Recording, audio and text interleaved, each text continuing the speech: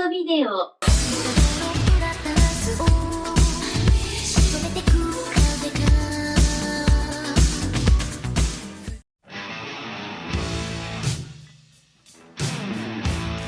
So there's this animated film called Heavy Metal. Released in 1981, Heavy Metal is an anthology movie adapted from several original stories that were printed in the cult sci-fi fantasy magazine of the same name. Utilizing a framing device of a cursed evil sphere known as the Lemnear, explaining how it influenced history throughout time and space, the film is constructed of 6, originally 7, shorts of varying tones, subject matter, and genres, all of which are connected via the Lemnear's presence. These short films could range from Zombies on a B-17 bomber, to John Candy's sexy isekai adventures, to 2 stoner aliens snorting space cocaine while a buxom secretary has sex with an android. And all of this is set to a soundtrack composed by Hollywood legend Elmer Bernstein and the best late 70s, early 80s hard rock the Canadian dollar can buy. Man, we really do not get these levels of id anymore in cartoons. Go for broke. Good thinking, man. Heavy Metal nowadays is kinda seen as a big slice of fantastically animated Frazetta-era cheese at best, or a relentless torrent of stupidity and juvenile sex fantasies only held together by animated breasts at worst. But back in the day, it was a success, netting a total of $20 million on a $9 million budget. People were just amazed at the level of animation needed to really bring these trippy-ass comic stories to life. That, and the amount of naked breasts, certainly didn't hurt either. But out of all the shorts, one appears to have stuck around in the culture the longest: Taarna. The final short film of the movie, not including the last bit of framing device, Taarna was the creation of Canadian screenwriters Len Bloom and Daniel Goldberg attempting to adapt French comic artist Moebius's Arzak collection. It's a mostly silent fantasy story about the titular Taarna, a mute, white-haired female warrior clad in bikini armor who rides a flying mount. The last of an ancient warrior race known as the Tarkians, Taarna takes it upon herself to save her planet from a race of mutant barbarians who wish to slaughter and enslave its people.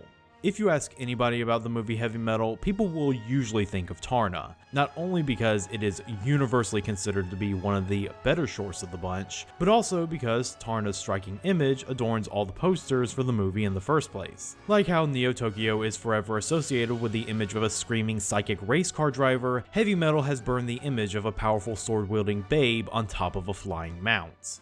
I bring all of this up because, around 8 years later, there was an anime released that had a very similar idea to the Heavy Metal shorts. A very, very, very similar idea.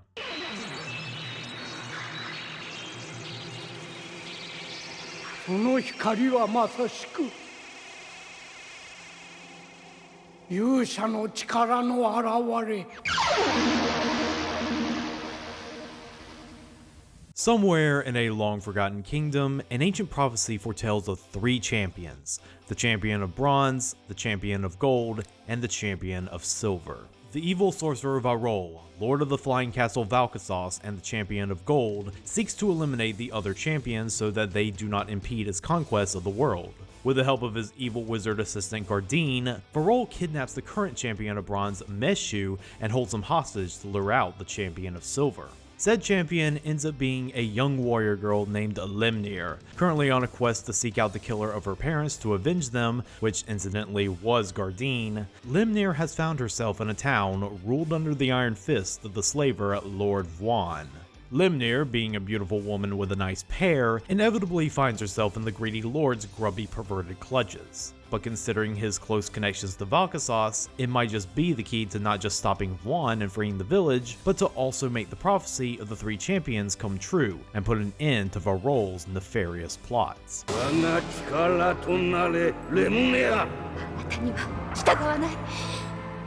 1989's Legend of Lemnear is yet another one of those titles from the long-lost 80s subgenre of anime that can only be described as bikini armor fantasy. You know the ones I'm talking about, sci-fi or fantasy stories starring a cute anime girl in skimpy armor and wielding a magic sword, and whose quality can range from underappreciated cult classic to total mess of a story and production.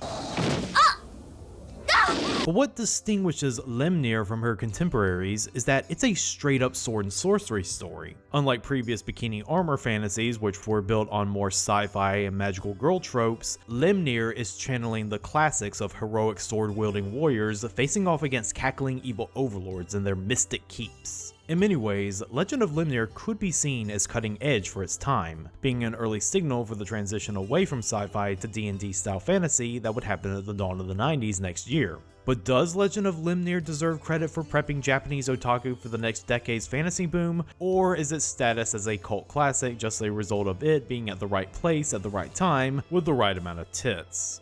Well, let's take a ride on not quite heavy metal and see if Legend of Lemnear can lead a satisfied fied. Legend of Lemnear is the wholly original production of two intrepid young minds, Kinji Yoshimoto and Satoshi Urushihara. Kinji Yoshimoto was born in the Hiroshima Prefecture on February 27, 1966. He was part of the second generation of anime creators that grew up on the anime of the first generation, which in turn inspired them to get into that field in the first place, aka the otaku generation. Yoshimoto's interest in anime began with the hit space battleship Yamato, but his fandom really went into overdrive when he discovered Super Dimension Fortress Macross. That anime inspired him to form a Macross fan club at his alma mater, Miyajima Technical High School. It was there he met Satoshi Urushihara. The two of them became instant fast friends thanks to their shared ambitions to break into the anime industry, a goal they shared constantly with other members of the club. One of those members being none other than animation legend / fellow pervert, Masami motherfucking Obari. After graduating high school, both Yoshimoto and Urushihara instantly were able to nab jobs in the animation industry, Yoshimoto joining the studio Artland and making his debut as an in-betweener on Macross Do You Remember Love. Urushihara had gone over to the powerhouse studio Toei Animation. He had wowed the higher-ups with a stylized scene he animated for their movie Boy Kenya, which depicts a fight between a hippo and a rhino.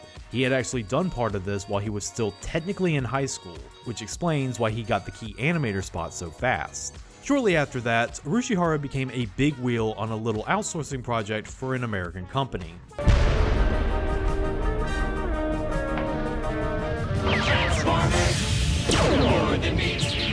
Yes, Urushihara was a key animator on all seasons of the Transformers cartoons, on top of being a key animator and head mechanical designer for the Transformers movie. If you see any shots of intricately detailed spacecraft with gorgeous shading, that's Urushihara. After Transformers, Urushihara decided to go freelance, which led him to cross paths with his old high school friend Yoshimoto when they teamed up to animate on the OVA Megazone 23-2. Apparently, both of their work on that caught the attention of AIC producer Toru Miura. Miura was impressed with both men's work, especially Urushihara, whose natural attention to detail made him such a valuable commodity at such a young age.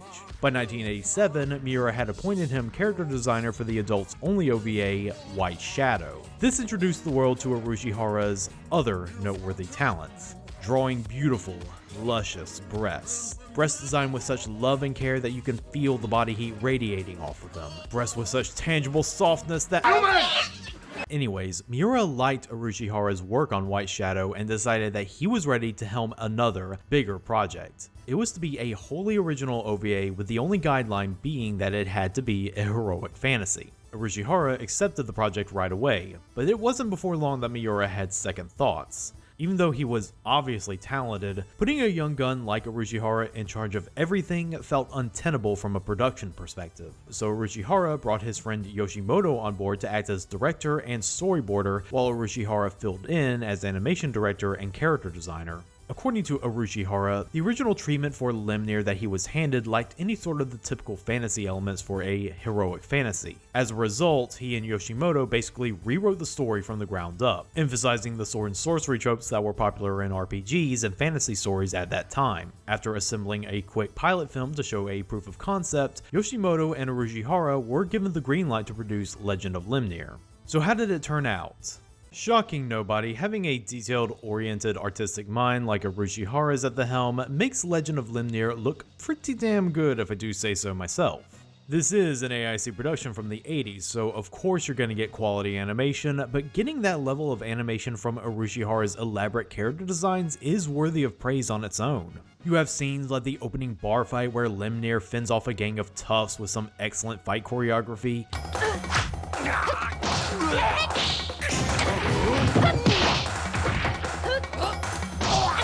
And then there's her trying and failing to fight off Varol by her lonesome, on top of some excellently drawn effects animation spewing forth from Varol's dragon form. Urushihara's team really worked hard in depicting Lemnear's struggle against the formidable opponent, to the point that you can feel her pain when she bleeds.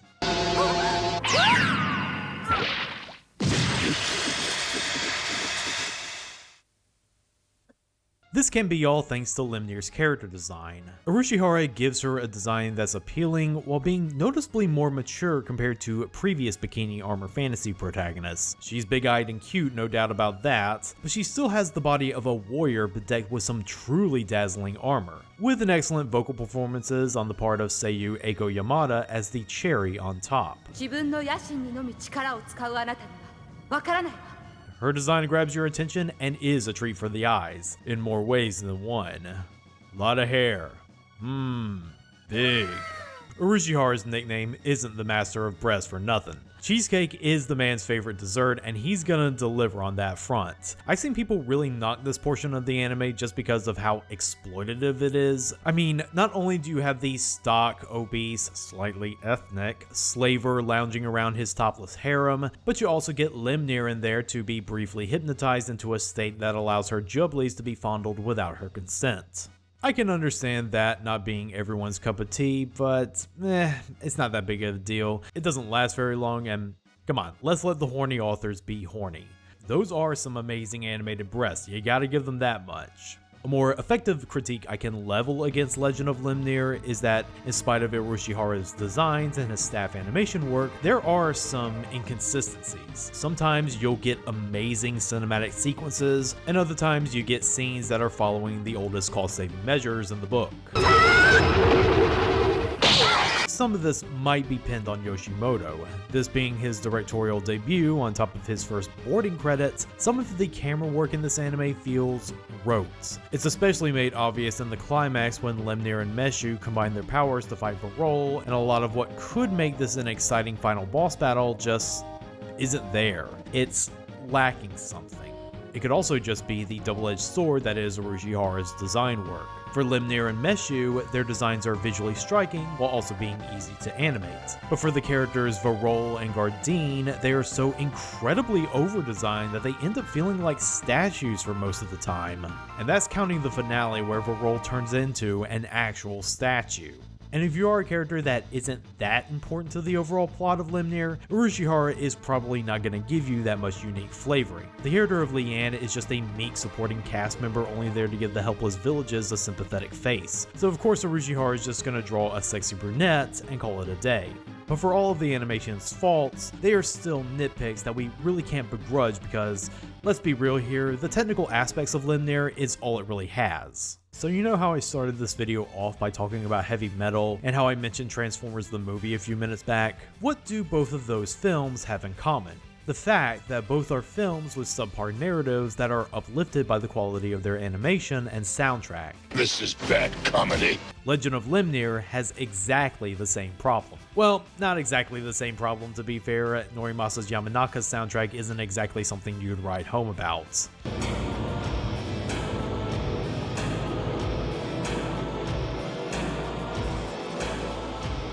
Basil Polidorus, this ain't. Legend of Lemnear is exactly the kind of material you would expect from creatively minded people whose area of expertise is animation rather than story crafting. It's a story that's simultaneously overambitious yet incredibly basic. The kind of story where if you strip away the flowery terms and phrases that make the plot feel more multifaceted than it actually is, you just get a basic slay the evil overlord plot.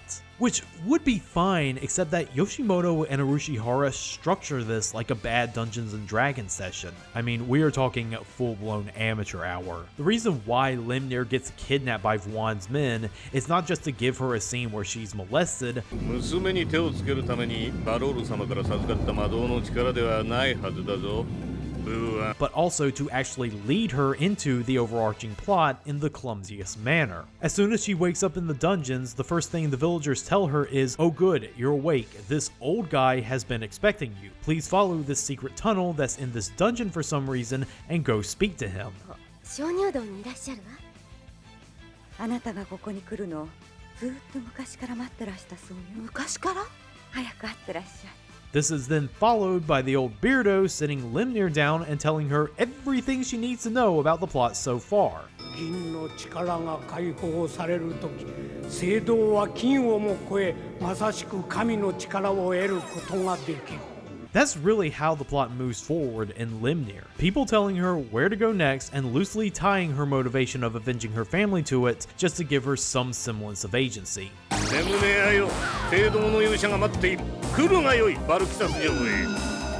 It also feels like everybody in this anime got an earlier draft of the script before cuts were made because they talk about plot beats that never come up or barely get mentioned at best. Varol's whole motive is to get revenge on the humans because he was banished to the forest of sorcery for the crime of being a human hybrid of a race known as the Outworlders, a term that never came up prior. And during the final confrontation, Meshu tells Varol that he knows his ultimate weakness. I don't care just how mighty you think yourself to be because I know your biggest weakness. It's the eye on your forehead. Okay, I know that fact is obvious if you played any sort of video game, but how exactly does Meshu know this information? We don't see him figuring this out since the camera is always on Lemnear, so it all just comes down to the characters only having the information just because the writers said so. Harp on Heavy Metal's writing all you want, but Taarna, the short everyone agrees is the best, actually succeeds in telling its story because it uses the strength of visuals and any unnecessary dialogue and explanations are kept to a minimum since they would just bog everything down, a storytelling method that would no doubt inspire future animated works. Lemnear doesn't have that luxury since it's trying to tell an overstuffed narrative in just 45 minutes. And the real kicker though is that even with that knowledge, there are moments where it's obviously being padded out. 銀の勇者よ、赤き光に従い玉座の間に来るがよい。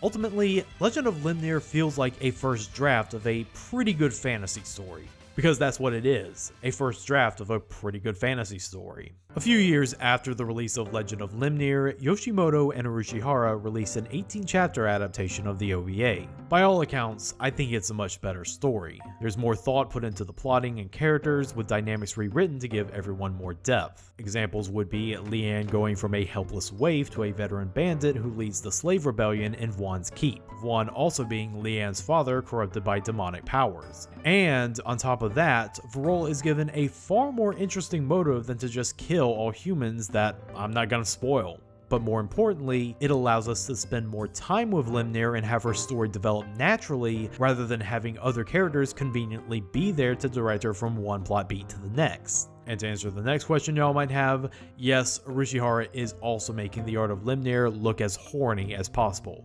Perhaps even more so. Dial the Master of Breaths at your own peril. It's never been confirmed if Yoshimoto and Urushihara were cribbing from Heavy Metal's Taarna when they were adding their own flair to the treatment that would eventually become Legend of Lemnear. But after watching this anime, I feel like they would have benefited from ripping it off even more. The character designs and good animation, both horny and non-horny, are really not enough to distract from a story that's obviously from two people who haven't figured out how to make a compelling narrative come together. They'll get there one of these days, but not with today's project. Tough break, Lemnear. Your tight pants and lipstick may make you look like you're riding on razor's edge, but your anime isn't one I would ride until it explodes.